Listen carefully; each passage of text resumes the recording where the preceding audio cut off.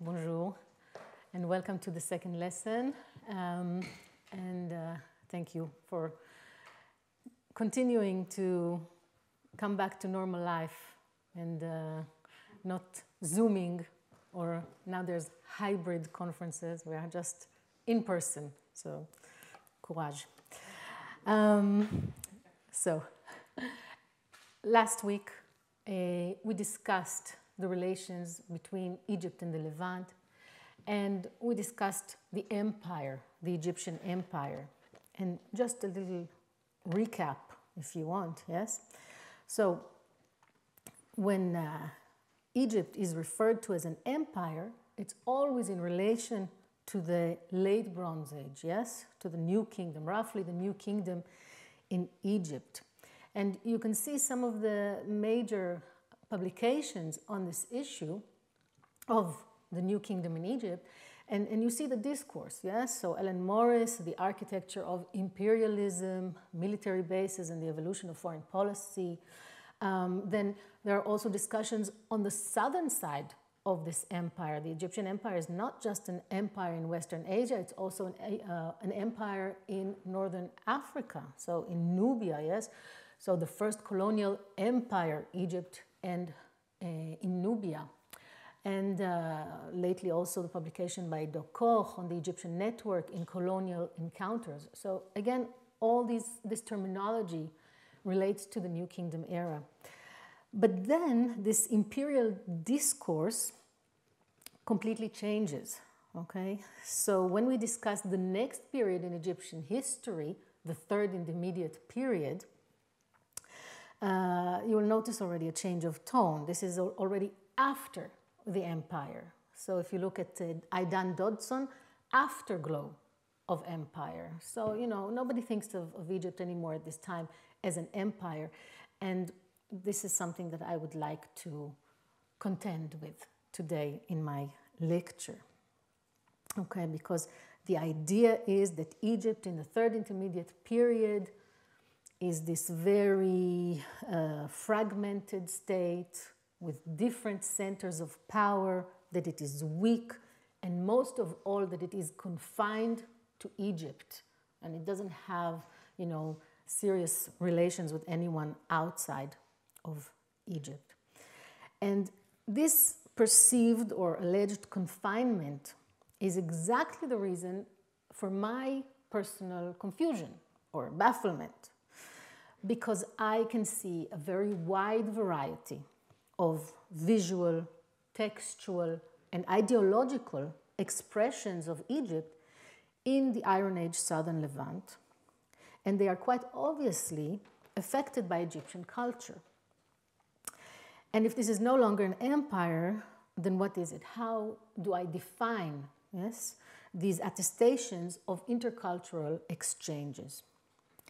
So I will show you some of the details of this Egyptian influence as time permits, okay?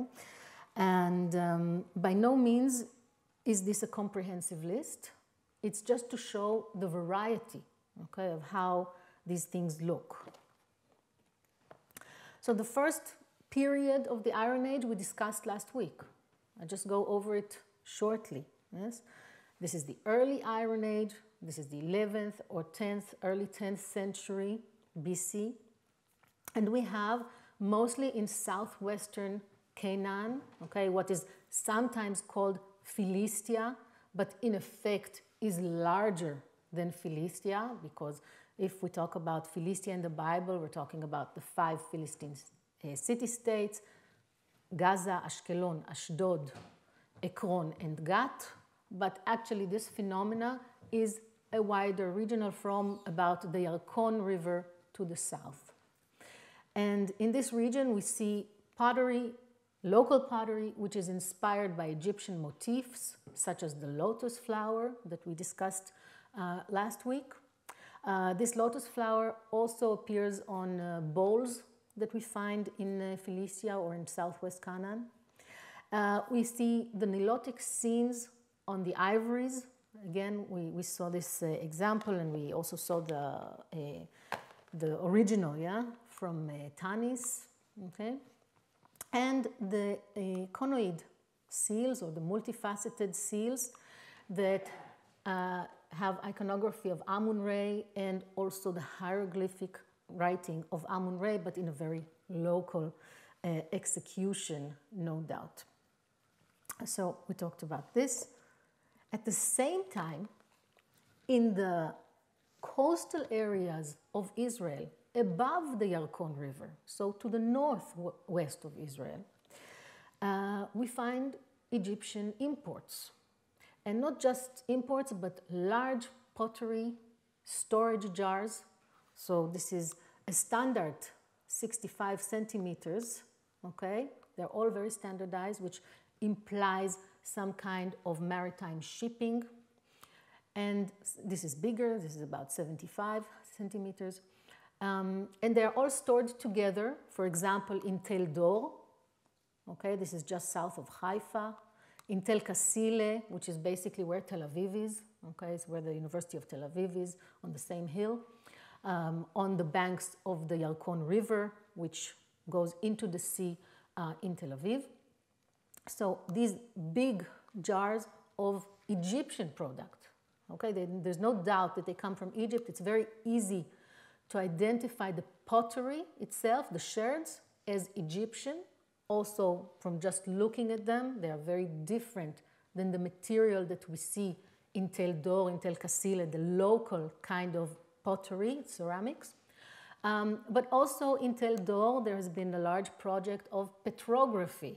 Okay, this is the process we discussed a little bit. I mentioned it last week, where you look at the actual inclusions and the minerals and the geological sediments inside the pottery, and then you can say, okay, this is pottery from the Nile. Okay, it does not come from anywhere else. So also in Tel-Dor, there was a big petrographic project, and it's all very clearly from Egypt. So this commercial exchange with Egypt continues in the Iron Age. However, and also we have smaller containers also from Tel Kasile, okay? These are about, this is actually very big, it's about 70 centimeters, it's about 50 centimeters. Also found together with the other storage containers, so this is something that is coming together. Interestingly to note, okay, where now we can look in the early Iron Age at Israel, and we can see that in the southwestern part, we don't have Egyptian imports, hardly any. There's one jar maybe in Ashkelon. But we have a lot of Egyptian influence on the iconography. And in the northwestern part, in Tel-Dor and Tel Kasile and other places that have Egyptian imported pottery, we have the imports, but no one is using the iconography, okay? So where there is import, there is no influence, and where there is influence, there is no import. And again, this is a very interesting equation that I am presenting here today. As we move on to the second phase of the Iron Age, the Iron Age 2A, the early part of it. So this is called Early Iron 2A in the periodization of archaeology of Israel. We find that along these Egyptian imports that continue in coastal sites, as we go inland, we find Egyptian pottery that is locally produced. Okay, so this is not an import. This is locally produced, and it looks exactly like Egyptian pottery in Egypt. And this was a phenomenon that we know from the imperial period, from the late Bronze Age. We talked about it last week, when in much larger quantities and a very strong phenomenon of just simple Egyptian ware, you know, we talked about the bowls, okay, and the jars. This is the base of a beer jar. And this was a phenomenon in the late Bronze Age where you had this kitchenware all over Israel. But then when you move into the Iron 1, they disappear, and they reappear in the Iron 2A, in the early Iron 2A. So this is from Afek. This is a very quite big and deep bowl, very Egyptian in style. This is the base of a beer jar, so you have to imagine, okay, something like this. And it's, you see, very crude, okay? It's an Egyptian class of vessels that was used, that was handmade, not on a wheel, okay? And it was never finished nicely because it was just made for preparing beer from grain or preparing bread, okay, from grain.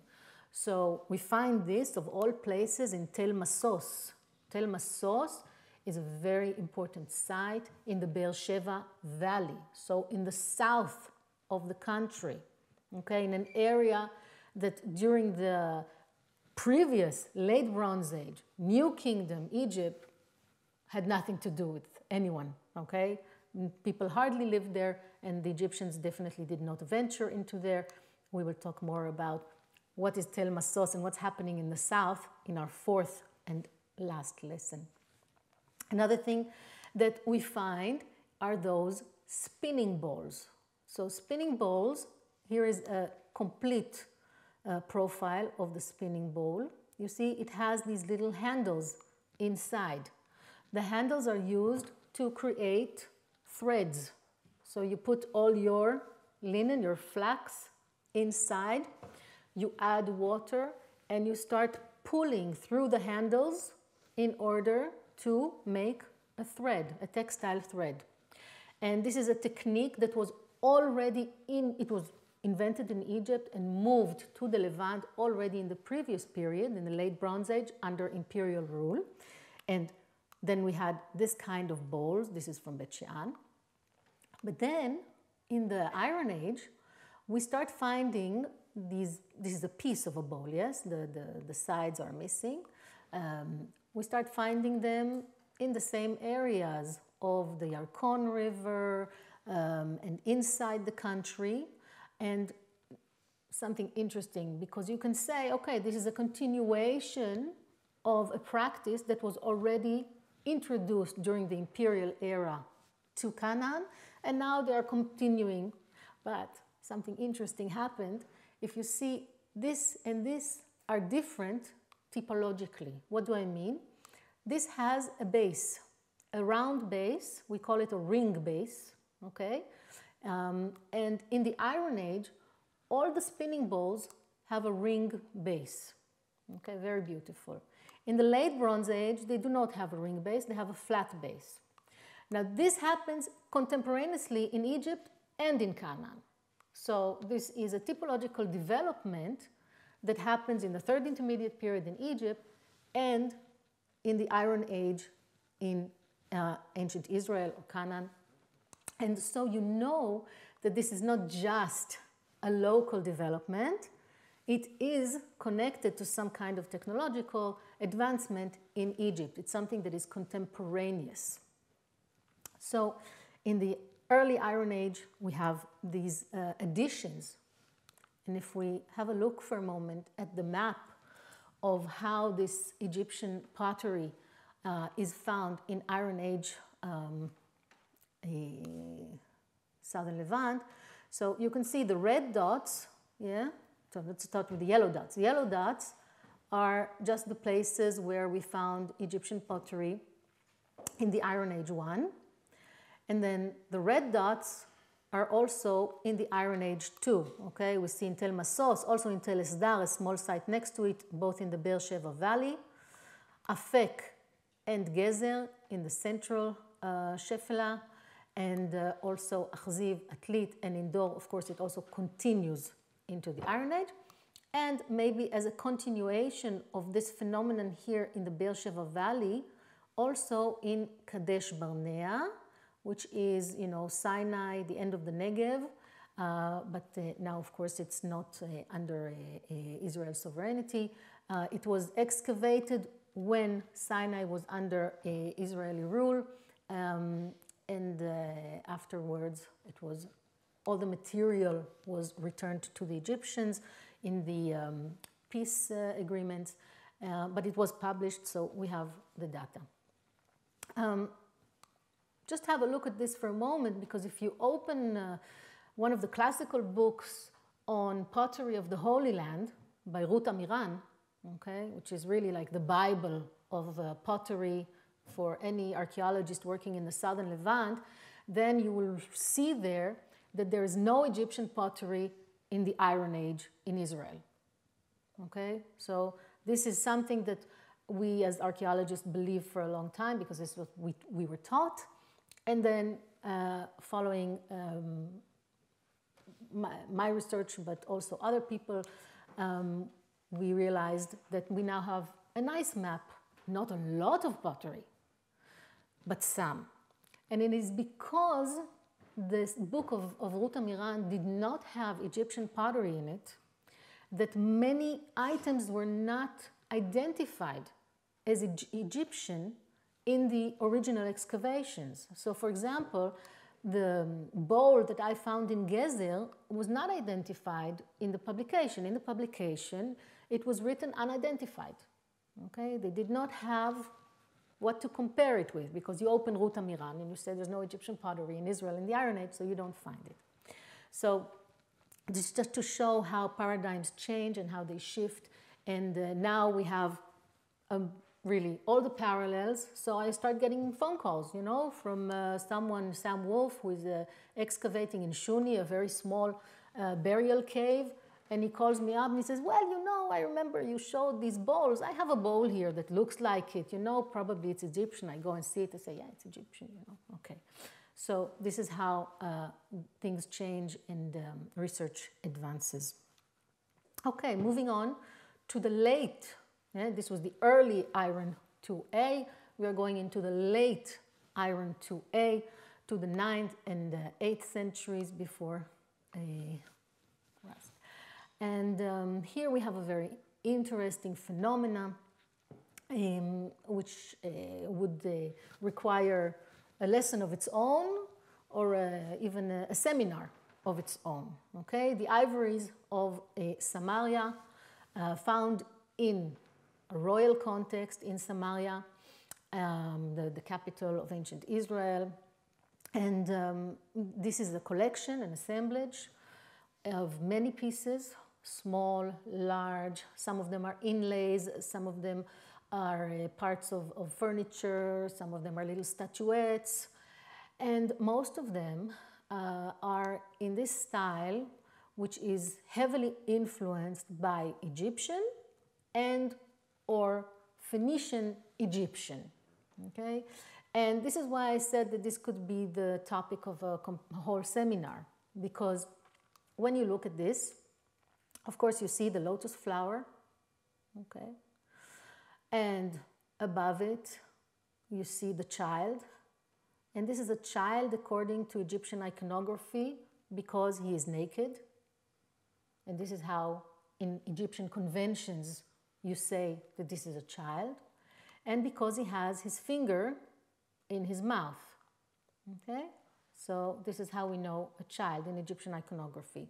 He's naked and he has his finger in his mouth, and usually also he's shaved, but for one lock of hair, okay? So this is usually Horus the child, and here it is another child deity, Nefer Atum, which is coming from the lotus, is sitting on the lotus.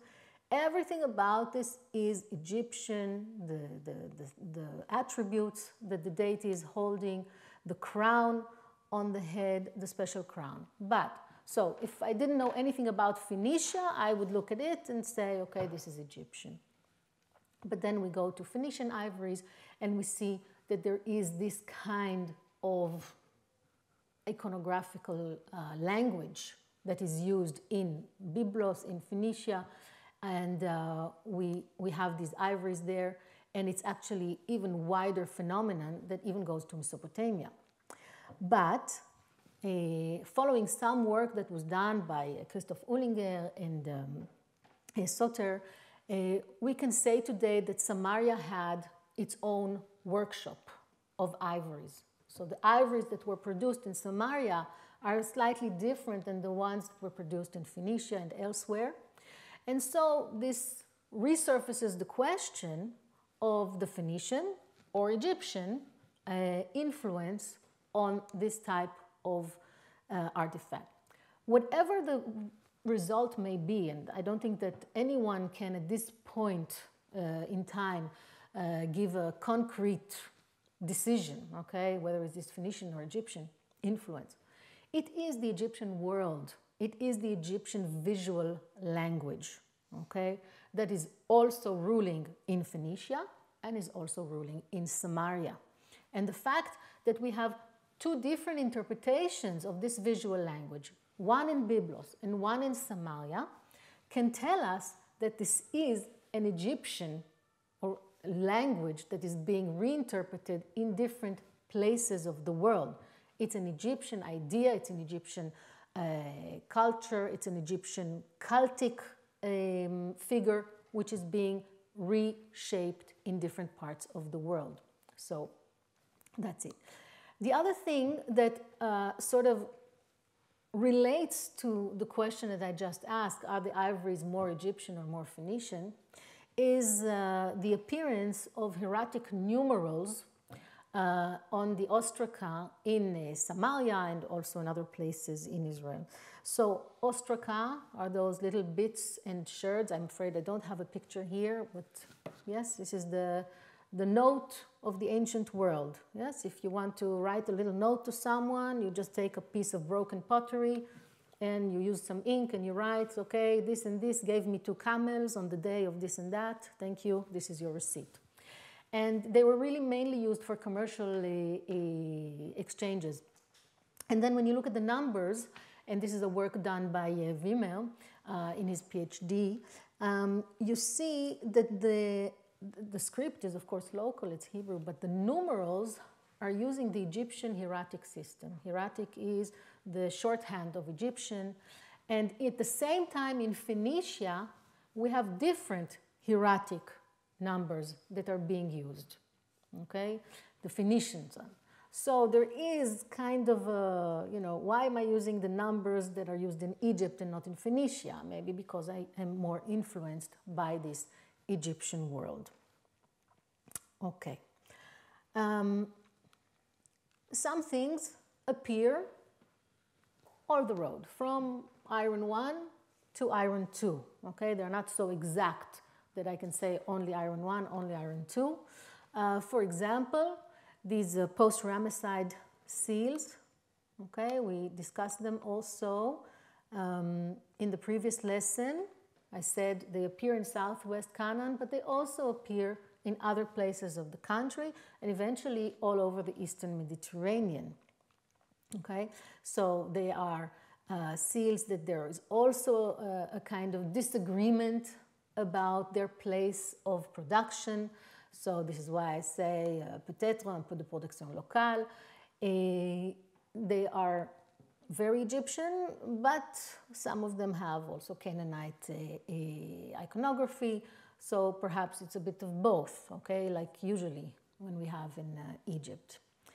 Another thing which you will find almost always when you excavate the layers of the Iron Age, you will always find these little Egyptian amulets, okay?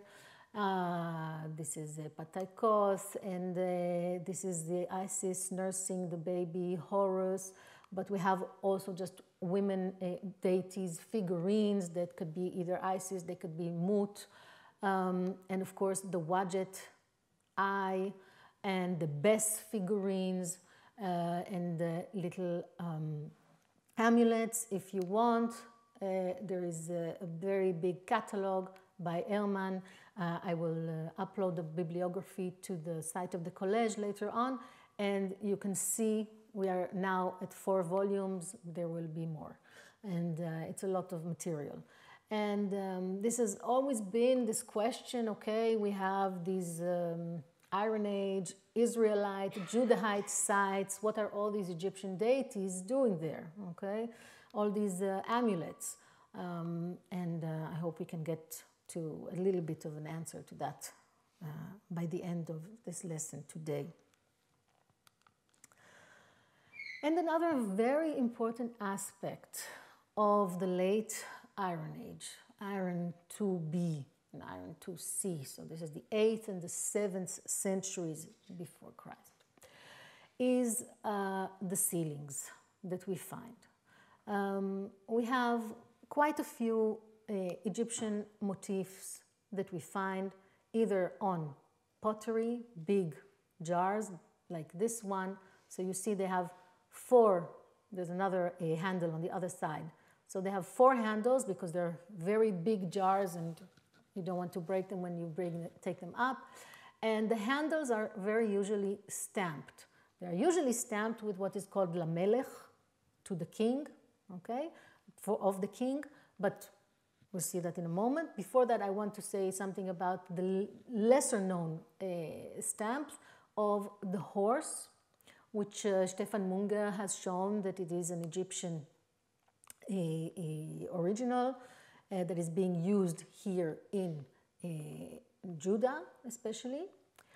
And another kind of seals are bone seals. So bone seals made of bone, of animal bone. Yeah? We used to think they were ivory. Now we know that a lot of the ivory that we find in archaeological excavations, both late Bronze Age and Iron Age, are in fact bone and not ivory. But these ivory seals, they look like a scarab, okay, or a scaraboid. Yes, this is the same kind of shape. And on their base, we find many times a very crude schematic image next to a cartouche. So a cartouche is this oval frame in which the Egyptians write the name of a king. And these bone seals are very famous because they have sometimes very crude Egyptian hieroglyphs, like this one, and this is sh. And sometimes there is another sh on the seal, and then it's shi, sha, k, or Sheshank, the very famous Egyptian king who is mentioned in the Bible and will be the topic of our last lesson. So these bone seals have been known in scholarship to be referred to as Sheshank seals in Judah. Well, Egyptologists are a little bit less enthusiastic to call it Sheshank. It's true that some of them have the shin, but some of them have other words or signs, hieroglyphic signs inside the cartouche. What is clear is it is Egyptian inspired. It's clear that it is locally produced. It's not something from Egypt. And it's clear that we find it all over Judah in this time. Okay? And the sealings, okay, sometimes we find the seal and sometimes we find the sealing, okay, the result of the seal.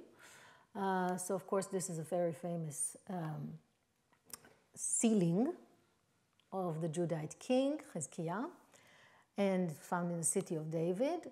And you will notice immediately, I think, that you have the winged sun disk, a very known Egyptian motif, and we'll talk about that in a minute. And here on the side, we have the hieroglyph for life, Ankh. Now, when you look into the corpus of Hebrew seals, and again, this is another lecture of itself that we can do. The corpus of Hebrew seals, because this is written on it in Hebrew, yes? The corpus of Hebrew seals and sealings is full of hieroglyphs, all kinds of hieroglyphic signs, and they are good hieroglyphic signs. Sometimes I see that in scholarship, people will write pseudo-hieroglyphs. They are not pseudo-hieroglyphs. They are good hieroglyphic signs that were written by someone who knew what they meant and knew how to write them, knew how to shape them. And so they are full of hieroglyphic signs, not just the Ankh.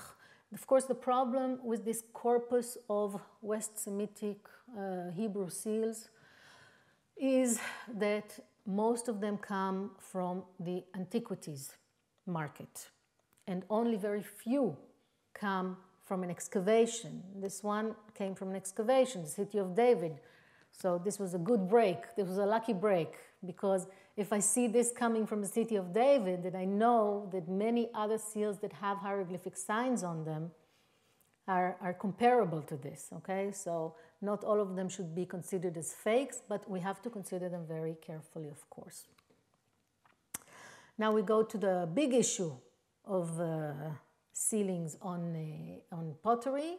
This is what we call lamelech storage jars. Again, they are typical for Judah in the 8th and 7th century. They come in hundreds of specimens. And on the handle, we usually see a sealing that says lamelech. Here we will turn it over as it should be. And lamelech would be to the king. And then we have this. And this is the sign of a sun, a solar disk with wings. And let's just see for a minute. We have this map here to show you how many of them have been found and where all over Judah. And we have the sign of the solar disk with wings, but we also have scarabs with 4 wings. Okay, you see this here?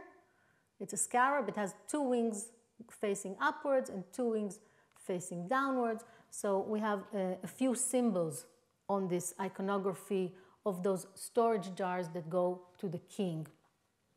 And this is another point of contention, which we really have to ask ourselves, where is all this symbolism coming from?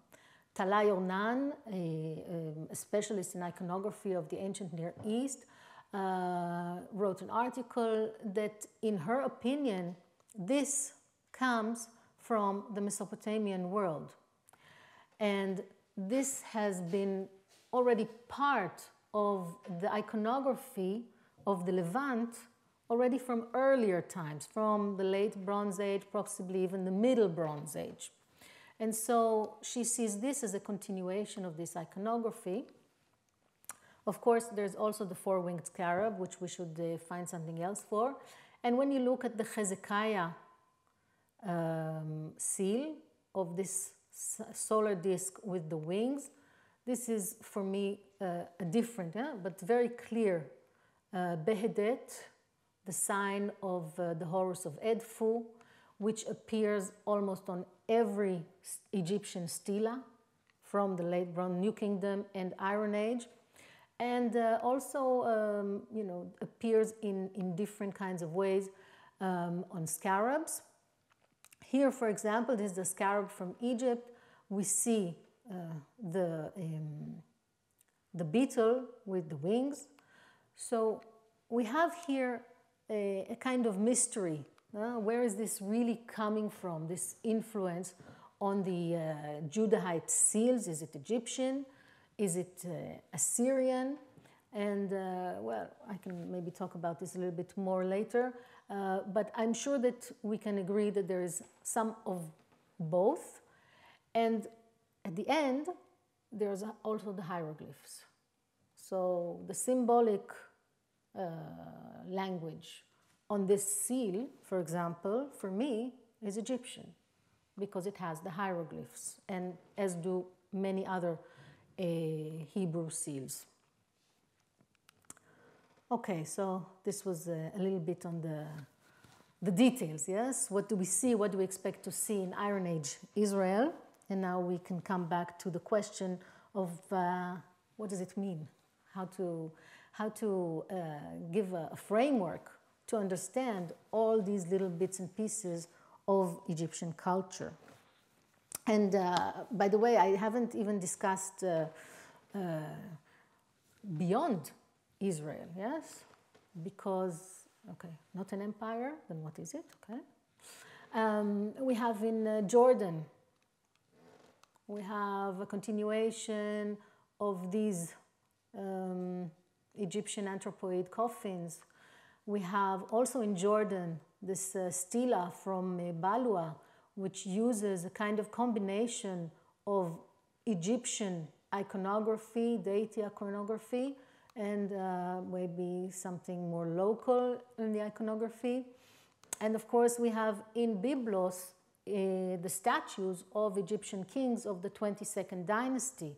So there's a statue of Sheshank I, there's a statue of Osirkon I and of Osirkon II. So I'm not going into that at the moment, but this is just to say that when we look at Judah and Israel, they are not alone in this Egyptian influence.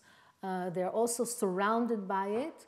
And now we also have new evidence from Arabia, from Tayme, that gives us also the Egyptian influence there in the Iron Age.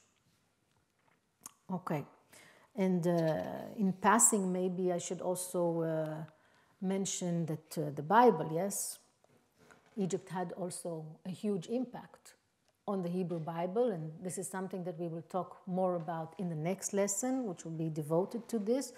So, you know, the text of the Iron Age, in which Egypt is really mentioned many, many times, but beyond that, you know, various passages have been recognized as directly inspired from Egyptian texts, Proverbs and Job and Psalms, and it's clear that the biblical text has some kind of ambiguous perspective on Egypt as it turns from a place of refuge to a place that you flee from. So we'll talk about this more next lesson, but just to say that when we're looking at all these pieces of the puzzle, of the Egyptian puzzle in Iron Age Southern Levant, this is also part of it, because this was definitely composed sometime in the Iron Age Levant. So I've been studying the relations between Egypt and the Levant for more than a decade now, and always finding these bits and pieces all the time, more and more and more and more. And it seemed to me that sometimes maybe the most significant Egyptian impacts on the Levant came in periods that did not exhibit equally significant relations between the two regions, like we just saw.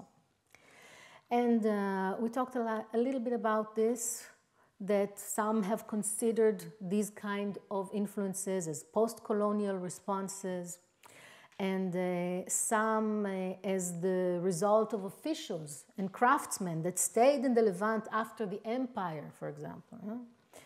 And of course, while this may explain the early Iron Age, it does not explain the later Iron II, and especially the Iron IIB, the 8th century.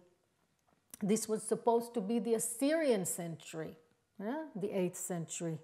Instead, we see an intensification of Egyptian traditions and style. And it's true that we can also find here in Gunther's view that this intensification of Egyptian style was a kind of response to the reshaping of West Asia by Assyrian Empire, okay? But this doesn't explain everything in the record.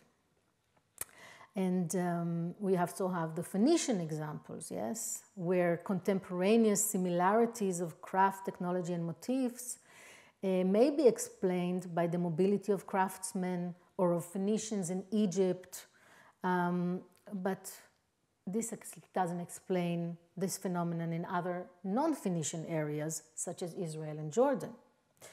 And Phoenician trade was also considered to be the promoter for this wide adoption of Egyptian culture across the Eastern Mediterranean, particularly following maybe the Egyptian campaign of Sheshank I, but we'll talk about it later. But the only evidence we have for this trade is, like we showed, from Tel Dor and Tel Kasile.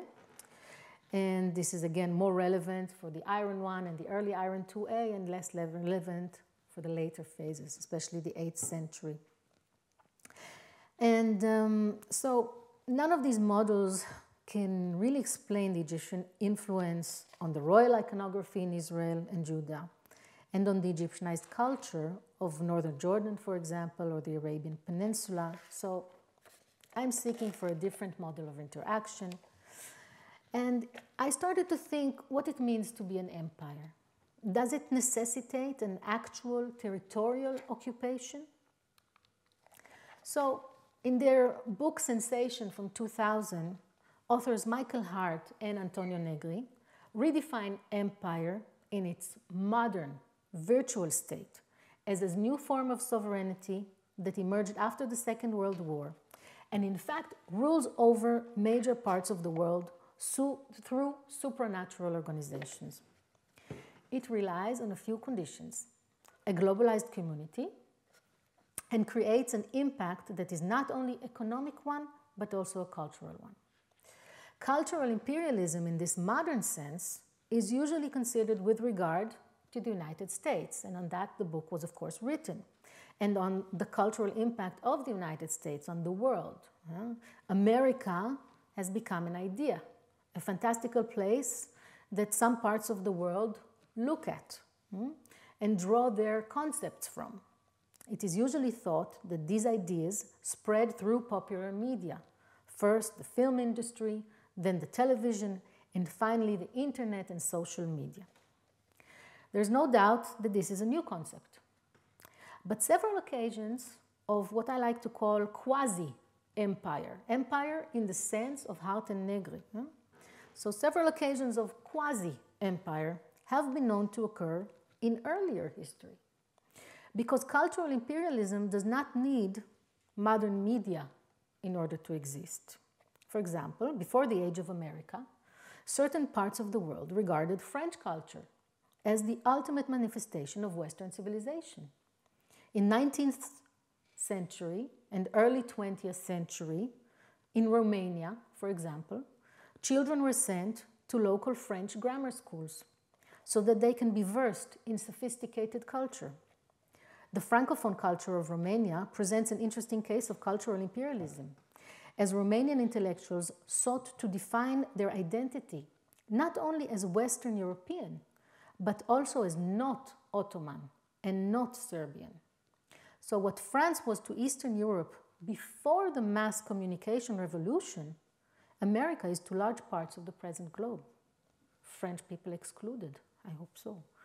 We are not looking there.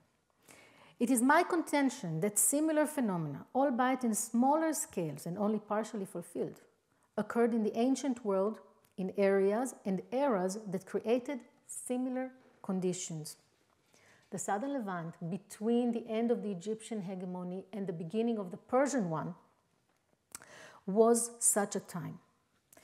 And in the words of Hart and Negri from the 2000 book, we can catch glimpses of ancient empires as well. Yeah? The imperial order is formed not only on the basis of its powers of accumulation, we'll talk about that, global extension, but also on the basis of its capacity to develop itself more deeply, to be reborn, and to extend itself throughout the biopolitical latticework of world society. So I underlined these elements, okay, and they all manifest themselves to a certain degree in how Egypt of the first millennium BC was perceived by and interacted with the southern Levant. So let's elaborate a little bit on them. But we have to bear in mind that when we take the idea of cultural empire, we have to take special care when discussed in relation to the ancient Near East, okay? So if we look at globalization, for example, yeah? A term which, simply put, describes the fact that we all use the same technology, tools, decorative style, etc. So this appears to be a prerequisite for cultural imperialism. But it's, as such, it is a modern phenomenon, seemingly unrelated to the ancient world. But you already know that this is not true. Because contrary to common belief, international networks in the ancient Near East were geographically widespread and extremely efficient already in ancient times, as is proven time and time again by the discovery of materials and technologies far away from their original birthplace. So if we just cite a few, researchers from a few years back, we have the finding of a banana in Tel Erani, okay, in the Iron One. We have what we call this international culture of ivories. We have spices from Southeast Asia that are now beginning to be found in late Bronze and Iron Age southern Levant. Yes? So this article from 2015 found cinnamon, and there has just been another article from 2020 that found vanilla in late Bronze Age Megiddo, so even earlier. So we have a spice root that is earlier by a millennia of what we actually know of spice roots. Yeah?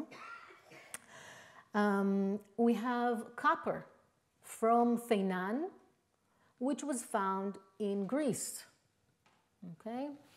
And also compared to copper that was found on the Lebanese coast. So we have these huge exchange systems. And of course, we must bear in mind that when we are dealing with the pre-modern world, global does not mean the entire globe. It means the entire system of ancient Near East, but now also ancient Southeast Asia. And I'm sure that in time we will find, as we have the ability to trace materials in archaeological finds, this is a new ability. We never could find cinnamon, of course. You know, we only find the molecule of cinnamon that was extracted from pottery. Yeah? So she will show you what we're talking about. Yeah? So when we finally have the ability, we will find many more materials that come from very far away. The cinnamon in these flasks, okay? These are vessels that are very unique. Mostly they are decorated, so it's like, you know, a special thing that you bring or that you have. And using petrography, so not petrography, sorry, using residue analysis. So you're actually taking a little piece from the bottom of the vessel where the liquids have concentrated in ancient times. You're taking a little piece of the pottery, you crush it, and then you put it in several machineries to extract whatever materials have been absorbed in this pottery. Okay? And then you actually catch the molecules. And when you start doing these works, you catch materials that in the beginning, you don't know what to do with them. I mean, I remember I was there when these results came before the article was published, and this group of researchers said, I don't know what to do with this because it never happened before that we have Southeastern materials, South Asian materials in the archaeology of the ancient Near East. Maybe this is wrong, maybe we made a mistake, let's do it again. You do it again and you get, this is the beautiful thing about science, it has repeatability. So you do it again and you get the same results. So you start to understand there is something here which you did not know. Okay, so the cinnamon, so it was a global world, without a doubt, okay?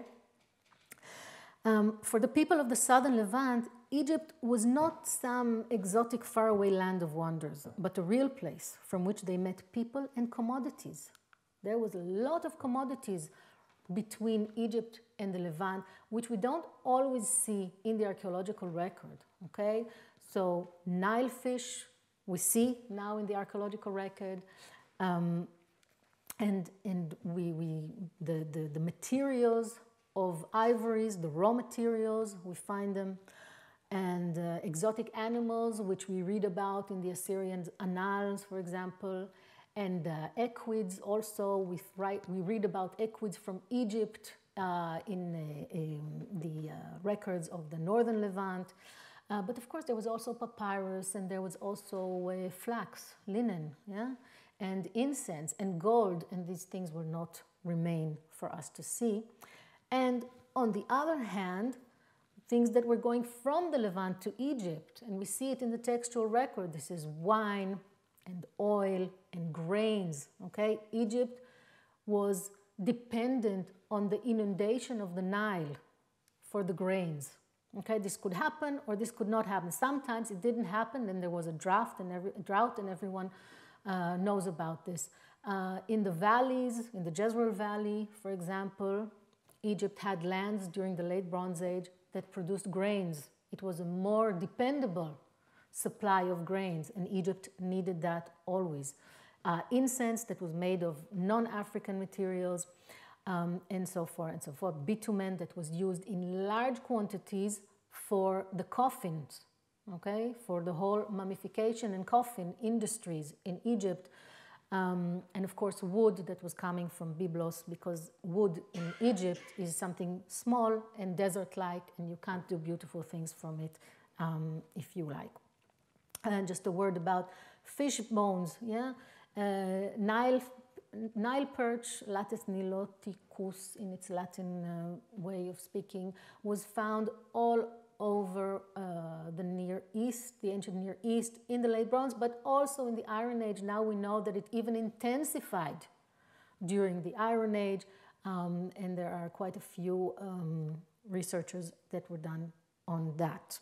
Okay, so this is now the commodities, okay? And so with the commodities came news, yeah? And all this was spread by the constant movement of nomads, of pastoralists and traders. And as they moved around, they also brought with them a culture that was technologically advanced, yeah? And they widespread the fame of Egypt in this large geographical area. And this sounds a little bit like a modern description, but it is in fact a very accurate description of the southern Levant in the Bronze and Iron Ages. I will do a little stop now because I see that my computer needs to be put in here. So is ancient Egypt like the US? Is this what I'm trying to say? It has an equally huge domestic market, and this is a very important point that hasn't been discussed enough, I think, okay? The very wide distribution of cultural exports, such as scarabs, amulets, figurines, attests to the fact that they were sold at such low rates that made their local production uneconomical. So if you produce it in Egypt, it's like made in China, yeah? Made in Egypt. You'd produce it at very low costs. So if I'm sitting here in Canaan and I'm thinking to myself, okay, I am going to make now a workshop for faience amulets, okay? And I'm going to have to build the workshop. I'm going to get the special sand that you need for this faience. I'm going to get it from who knows where, and I'm going to do the molds, and everyone's going to have to do the technology. But you know what? It costs nothing to buy it from Egypt because they have such a huge domestic market. They can sell it for very small amounts. And I think this is the main reason why we find all these amulets all around southern Canaan, and regardless of the religious and the ideological question of what do they represent, okay? If you want an amulet, go get this cheap Egyptian one, and then you can call it whatever you want. And, you know, just to say a point about this is that the one period in the Levant that prompted local production on a large scale of scarabs, that's the Middle Bronze Age, the Middle Bronze 2A and 2B, coincided with the second intermediate period in Egypt, when fragmented Egypt lost its competitive edge as a huge domestic market, therefore increasing the cost of cultural exports, and then the Canaanites start making their own scarabs, okay? So this is on this equation of what happens when you have access to Egypt and what happens when you don't have access. Moving on to the next point, yeah? The development of a cultural imbalance. So the grandeur of Egypt's ancient culture needs no introduction. The remarkable kingdom that was established during the 3rd millennium BCE in the Nile Valley developed into an exceptional civilization that would last for over 3 millennia and capture the imagination of millions to this day. So you can imagine what happens in Canaan or in Judah when some pastoral nomads come and tell you about this incredible civilization or about this huge temple that is happening there in Egypt. I mean, this is like, you know, something out of this world for you. Okay? And and this is why to fully understand Egypt's grandeur, you have to always compare it to what is happening in the neighbors. And what is happening in the neighbors is that the southern Levant in the early centuries of the first millennium BCE saw a multitude of small kingdoms that emerged in the Levant, Neo-Hittite states along the Taurus Mountains, among which Carchemish was the most prominent, Phoenician city-states, Byblos, Arwad, Sidon, Tyre, on the coast of modern Lebanon and Syria, and the Aramean states of Luash, Hamat, and Damascus, and inland Syria, and of course Israel, Judah, the Philistine city-states in Palestine, and Ammon, Moab, Edom to the east of the Jordan Valley. So during roughly these 2 centuries, these polities acted side by side as allies or competitors, and they were not, when you compare it to Egypt, they were not stable, okay? They were always competing one with each other, whereas on the other side, you have an Egyptian state that is huge in comparison to the territory. And although some of you who have knowledge of Egyptian history know that in the 3rd intermediate period in Egypt, the time we're talking about, was a time of changed perceptions of kingship. Okay? There was sometimes more than one Egyptian king in Egypt in this time. And it was a less rigid concept that allowed multiple power centers. They were always dressed in the same pharaonic guise. So if you were looking from the outside, nothing changed in Egypt. It was still the pharaoh. He still had all the attributes. He still had all the institutions around him. So from the outside, people looked at Egypt. It looked exactly the same as it did. It did not change in its stability as it was outside, the appearance. And all the institutions continued to work as they always did, and the developments were internal and local and not necessarily of any real effect beyond Egypt. The last point to consider on the cultural empire is the means by which it disseminates its culture. Indeed, it is so important that cultural imperialism is sometimes called media imperialism. And this is defined as the process whereby the ownership, structure, distribution of content of media in any one country are singly or together subject to substantially external pressures from the media interests of any other country or countries, without proportionate reciprocation of influence by the country so affected. So here I borrow from what is called the Fribourg School, yes, the idea of images as media and the high mobility level of glyptics and minor arts that are a key factor in the cultural influence in the ancient Near East. Yeah? So the fact that the transporters of the media are not necessarily Egyptian has no bearing on the result. Whether it was Phoenicians, Bedouins, or Egyptians that dispersed Egyptiaca across the southern Levant and the eastern Mediterranean does not change the effect of this distribution outside Egypt, as it is viewed in the local responses, the wide array of locally produced Egyptian-related artifacts discussed in the first part of our class today. So we're already beyond time. So there are, just to show, yes, I showed already these examples of the kind of Egyptian seals and Hebrew seals that we find. Yeah, okay, so before. Okay, so I would like to conclude. I skipped over the Shishak issue because we will see it in the 4th lesson. And just to summarize. Post-imperial Egyptian influences may have been the result of Egypt's tremendous cultural impact, which was evident in the Levant already from the early Bronze Age, but grew in intensity as time passed and the ancient Near East became increasingly globalized. In that sense, Egypt was a cultural empire that needed no territories because its fame and reputation transcended territorial boundaries. The role of personal encounters or commercial ties in the spread of Egyptian culture was secondary to the special status of Egypt and the Levant. The wide distribution of Egyptiaca in the Levant was the result of Egypt's unique cultural status. But Egyptiaca also functioned as tools of media imperialism, thus promoting the demand for Egyptian style even further. This demand was satisfied by a range of local products that either assimilated some Egyptian stylistic features or were used in what was conceived to be Egyptian tradition. This bubble burst in 664 BCE, when the territorial integrity of Egypt was breached by the advancing Assyrian.